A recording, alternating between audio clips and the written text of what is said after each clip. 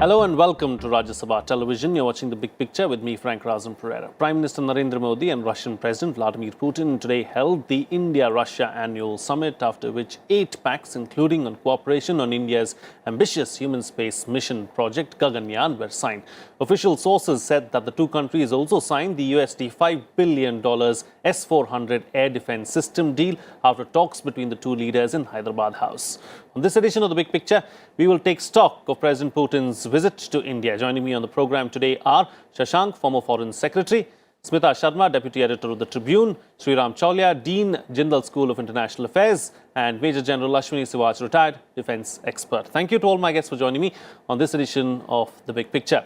Balanced relationship is what we are maintaining, is what the General is suggesting. Professor, is it a calculated risk as far as S-400 is concerned, or do you believe that the Americans have given us some assurances and, a waiver is just around the corner? Frank, I think the concept that is working in our favor is the notion of the buyer's market. United States used to be 2% of India's overall weapons imports just 10 years ago. And now they are up to 15%. It's actually a rising player in India's defense market. So in that sense, we have got leverage over them. I mean, if they impose sanctions on us, it is in a way hacking at their own feet, because it will jeopardize the commercial sales of other American military equipment that may come through Comcasa, Lemoa, or other strategic agreements we have signed with the US. So I think it's a fair gamble that we have taken, a calculated one. And I don't foresee any long-term damage to US-India relations because of what we've done with the Russians today. And secondly, as we've discussed before on Big Picture, the Russians enable us to become stronger, not just militarily, but geopolitically in this region. And indirectly, that benefits the United States. And they need to see that. And until that happens, while Trump is a narrow transactionalist, there are people around him like Jim Mattis, ambassador, was mentioning the Indonesia, Vietnam, and India. Why did they seek waivers for these 3 countries? It's very clear, because for their Indo-Pacific vision to be fulfilled as per the Trump administration's national security strategy, they cannot afford to antagonize these 3 pivotal countries in the Asia-Pacific, in the Indo-Pacific, as we call it. So, and in a way that also helps Russia. And although Russia and the United States have become more and more antagonistic lately because of the alleged meddling and Ukraine and Syria, the fact remains that at one level, if the United States need to prioritize which is a bigger threat to overtake it, it's clearly China, it's not Russia. And therefore, we are arguing that, essentially saying that, listen, we don't want this Cold War between Russia and the US, because that hampers the larger objective, which is United States to prevent another rival from overtaking it, which is one and only China. Sure. All right, taking the discussion forward, let's talk a little more other than the S-400s. What else really were the takeaways for you, do you believe? Several 8 pacts signed in all, major one as far as the 2 space agencies are concerned, of course, ISRO and Roscosmos as well. Yes, Professor. On space cooperation, Rakesh Sharma, 1984. It was a generational thing for us, when you're growing up, our childhood, we used to look up, he went on a Soyuz and he was the first Indian cosmonaut.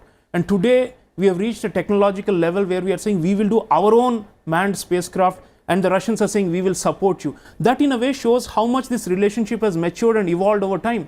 At a time we were only buyers, at a time we were only getting a berth in their manned spacecraft. Today we are jointly co-developing weapons, and today we are in a situation where their railways and their locomotives will be helping our public transport. The space shuttle that we will launch, the first one, historic one, will be supported by Russian technology. So what we are saying is, I think the Prime Minister is right. He says we have now moved beyond the conventional dimensions.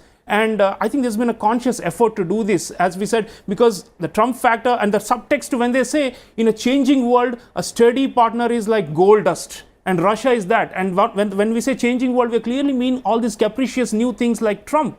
And we are saying that, in international relations, like in business, we value predictability and certainty. And that's what Russia provides. In a macro sense, all the agreements, if you look back and take a big picture look at it, the perspective is Russia has always been with us, barring some few hiccups here and there. A stable partner right through the Cold high value. War, yeah. The world, the international political configuration changed, the political structure transformed, and yet Russia is with us, and we have so many converging interests even today. That is what is being proved by this high-profile summit. Closing comments now from all my guests, starting with you first, Professor. Yeah, go ahead. I think we should not exaggerate the Russian move towards Pakistan. I mean, see, at the end of the day, we remain their central pillar in this entire region, and we are their biggest revenue earners as well. And if you look at the Pakistani defense market, for example, it's dominated by Chinese supplies and Chinese hardware. The last 5-10 years, they have moved away from American-based platforms and systems towards the Chinese. So if at all someone should be worried about Russia entering the Pakistani market with some small helicopter sales and a few radar systems, it's the Chinese who are actually losing and competing with the Russians for the Pakistani small pie of the Pakistani shrinking pie of defense expenditure. Right. So I think overall, if we see the Chinese, we often talk about what the Americans think about what we are doing with Russia, but the Chinese are also a wary party, and they would not want, you know, daylight to be closed between Russia and India so much that it creates problems for their hegemonic ambitions in the whole Eurasia and Indo-Pacific. Sure. These are the two zones where India and Russia need to work together. There has never been a special privileged strategic relationship, quote unquote, India has ever had, and there's only Russia can ever fulfill that label and live up to the tag. All right, on that note then, a wrap on this edition of The Big Picture. Thank you to all my guests, and thank you to you too for watching. That's it from me. See you again next time.